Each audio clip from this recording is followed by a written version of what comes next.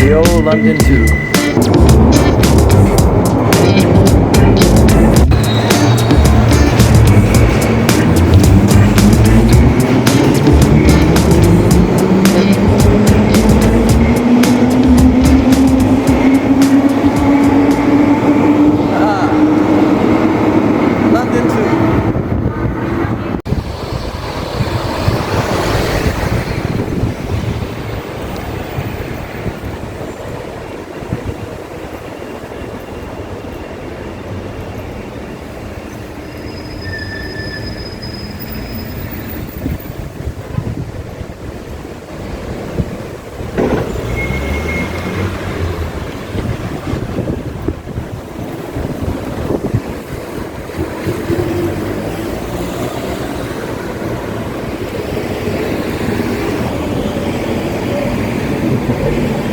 Tewkesbury. It's a nice, quaint little town. Lovely, really. Hope you're enjoying.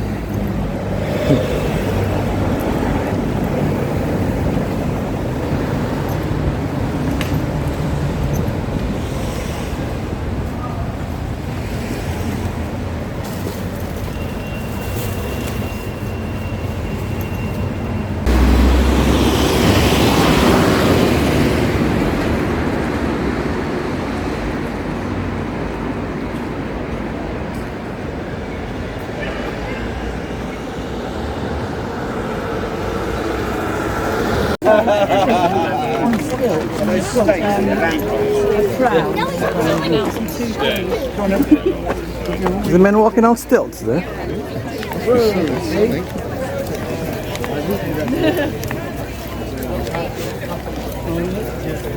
Oh yeah, there you go. Yeah, that's Tewkesbury Fairgrounds. The next puppet show will be on Dragon's Tail by Theatrics Arts, and it will be at the Bright 910 at 2 p.m. next puppet show. All visitors are allowed. Welcome to the Tewkesbury Fairgrounds. So, celebration before the actual battle begins. Enjoy.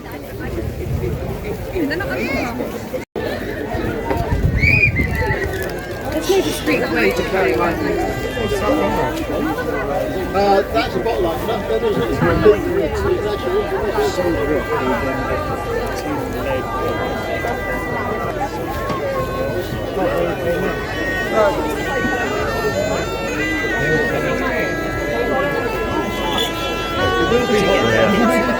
There's the beer tent. We're heading there.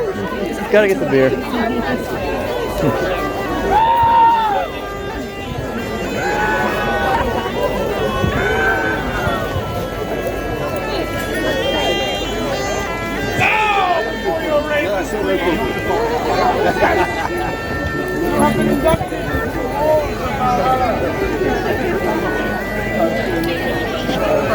I know! The Raven Queen!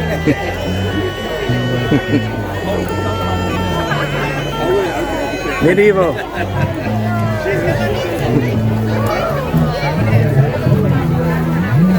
Let's see. All right. So there's a beer tent somewhere, you said? Yeah, I think it's this one. With a long line. There's a long queue. Yeah. That's what I mean. Bring you on just to hold you over. Oh, careful, mate. I saw that.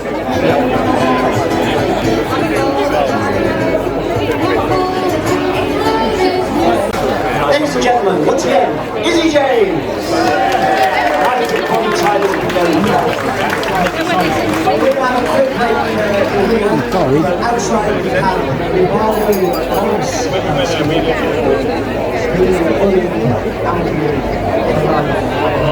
No, we stayed still.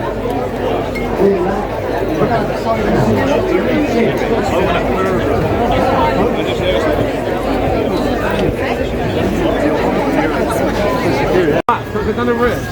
Yeah, I want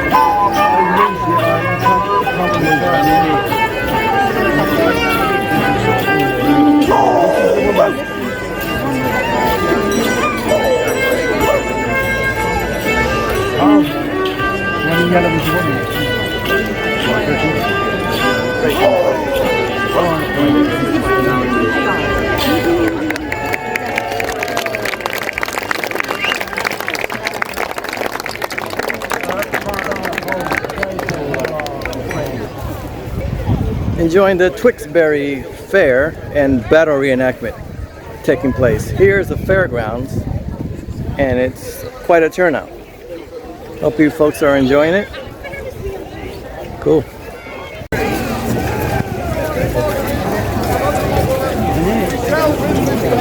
And you'll see a break in the line of Lancastrian troops. And those of you on the right will have before you the tall, proud figure of the Earl of Somerset, the Duke of Somerset himself. Magnificent in his moustache and the arms of the Beaufort family on his surcoat, and behind him his blue and white clad followers, drawn from the West Country. A towering figure of a man full of courage, full of daring, full of loyalty, full of romance, and not terribly full of brains. As you say, a compulsive gambler, and he's risking everything on this. He's persuaded Margaret that they have some chance of winning. If they get to the 7 and get across, oh yes, they might. But they are going to be somewhat, generally speaking, outnumbered.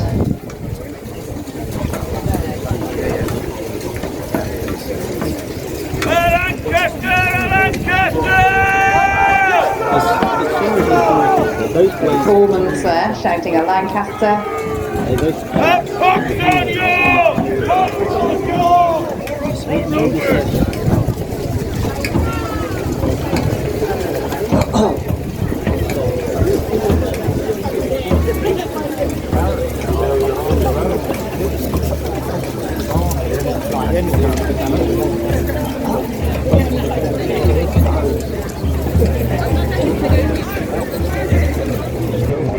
The King stepping forward with some of his bodyguard and some of the flags.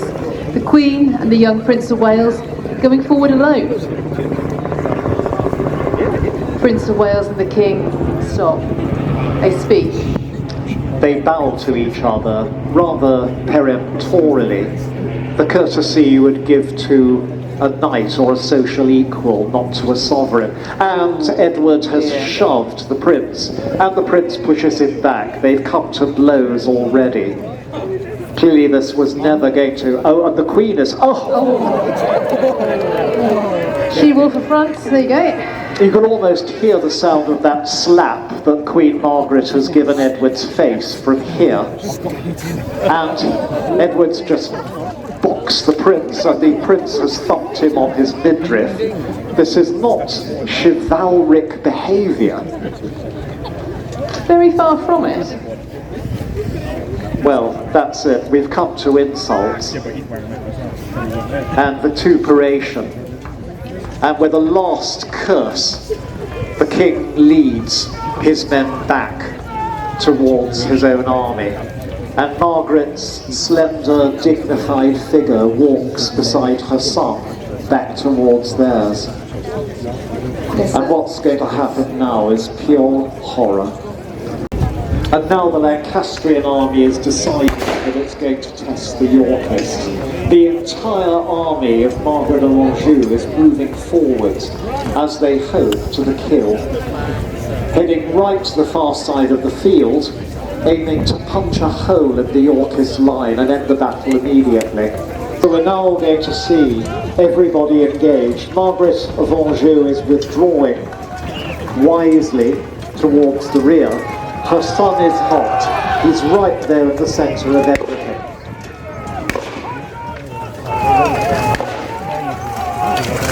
Yorkist right flank just advancing. Oh, it's the archers, I do apologise.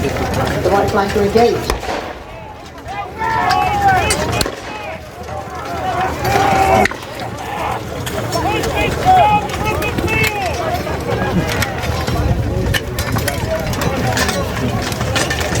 And we know that in the actual Battle of Tewkesbury, some of the Lancastrians, around about this point, got the idea that the battle wasn't quite going to go their way. And we know that there were some who tried to escape off.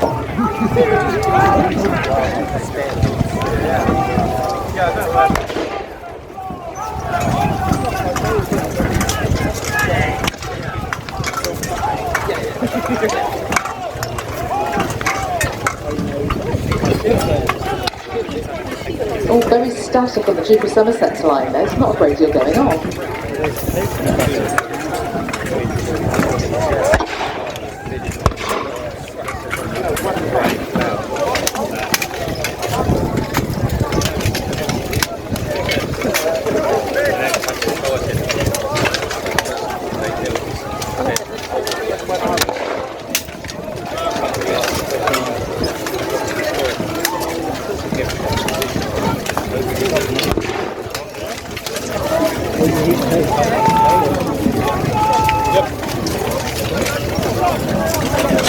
Who's going in? He's now going in, yes. The penny has dropped.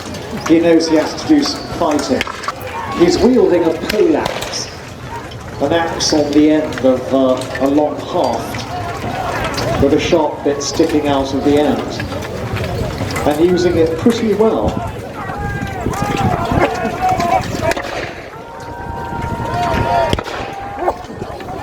At this point are not only representatives of the champions of their armies in 1471, they're actually the best swordsmen of the reenactors themselves, people who are adept in using these weapons and, without causing injury, defeating opponents. So in that sense, what you're seeing are real contests. You see the speed and accuracy, and in some cases the brutality. I'm looking straight in front of me at the red and the silver at the moment. Attempt for what? Parley? Agreement? Combat? It looks like combat. And they both come out unhelmeted. Very, very unusual. Yes. And they're both very well matched. The king is much older and much bigger. The prince only a teenager and smaller, but they're using their weapons perfectly.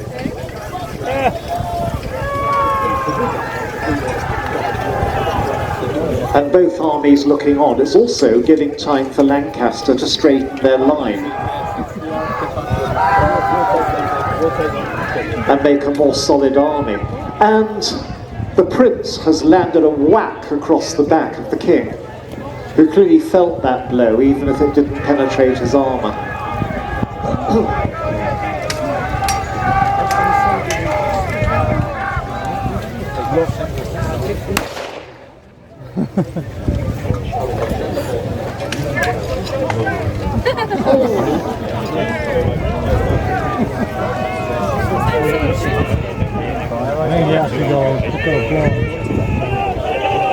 Yorkist cavalry announcing their presence there. And the two royal men are joining battle again. But now they're separating as the Yorkist cavalry comes in to try and cut off the prince. Charging through the Lancastrian lines as the Prince of Wales narrowly reaches safety to face the Lancastrian horsemen far to the left behind the Lancastrian army.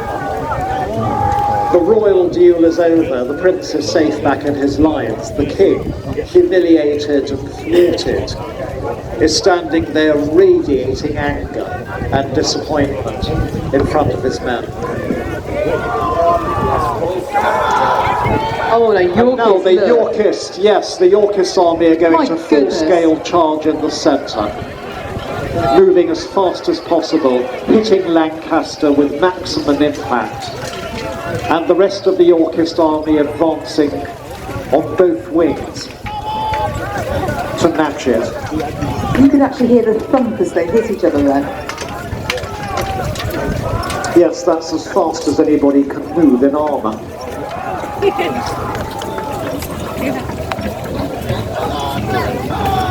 And the Duke of Gloucester's men just going in there at a good steady pace. They're going to do a good job of work here, because that's what they do. And Somerset tried to lead a wedge in to run a hole through them, succeeded. Somerset now apparently leaving the field. Yes, he's running for his He's running away. Yes. He's scarpering, legging it Yes. in the direction of the Abbey. I know what he's doing. He's taking sanctuary. He is. The cowardly rat, and leaving his men to die. And if your commander abandons his post, there's not much hope for the men. And you can see Somerset's men being felled like ripe wheat. Now their commander has gone, their bodies littering the ground in the centre.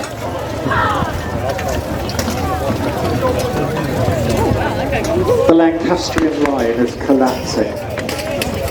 It's blatantly clear now who's lost. A number of the Lancastrians now actually being chased off the field into the arms of the river. The only question now is whether the young prince can get away.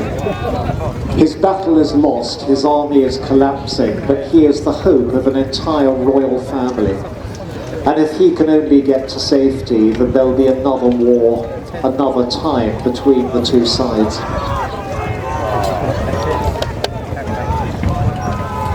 Where is the bridge?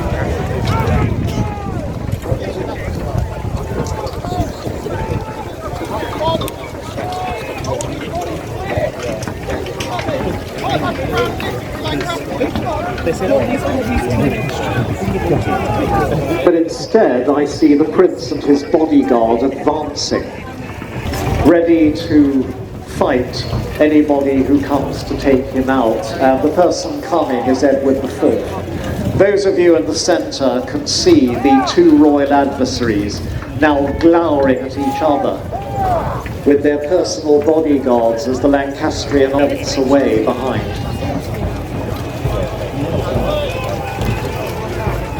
Each proudly displaying their banners, though Edward the victor has more banners and the prince just one, and now the bodyguards are going forth against each other. Good smacking of sword against armour, or sword against livery coat over armour. These are champions once again, people skilled in single combat in both the ancient, the modern and the medieval sense. But however skilled they are, it's still boils down to a very ugly brawl with one or the other getting stabbed somewhere extremely unpleasant and bloody.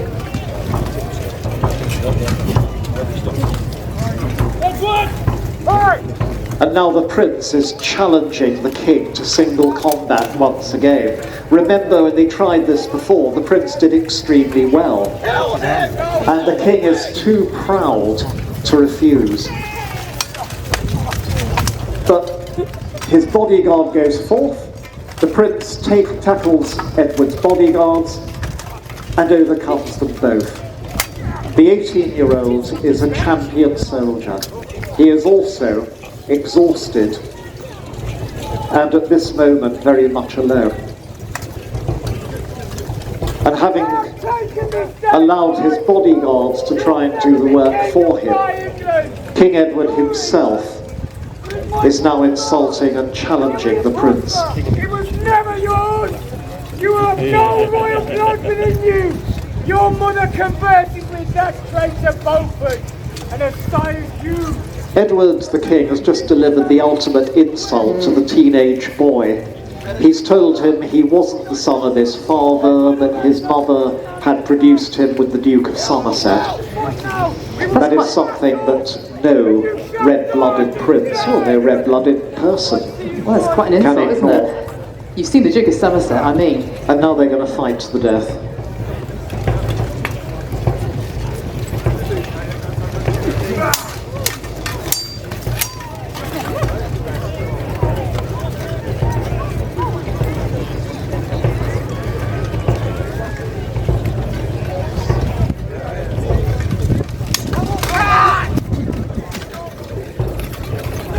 And the prince has landed a hard blow on the king. Not enough to bleed, enough to bruise. And this time, Edward Oh, he's lost his sword. a fatal blow upon the prince's sword arm. And has run him through. Curtains. And the hope of Lancaster bleeds out his life.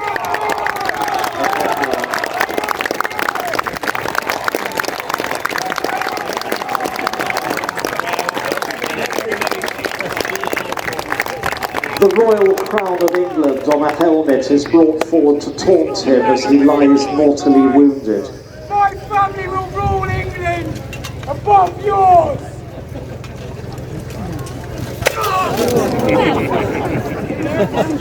And the king callously kicks the dying boy. Before administering the coup de grace.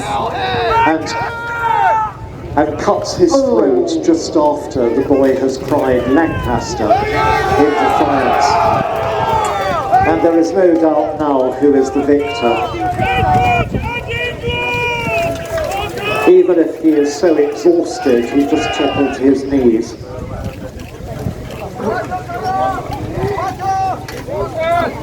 A banner is draped over the body of the dead Prince of Wales,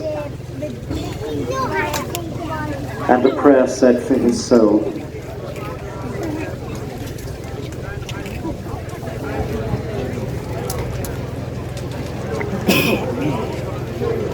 The lives of those three brothers, Edward, George and Richard, embracing each other in the centre of the field.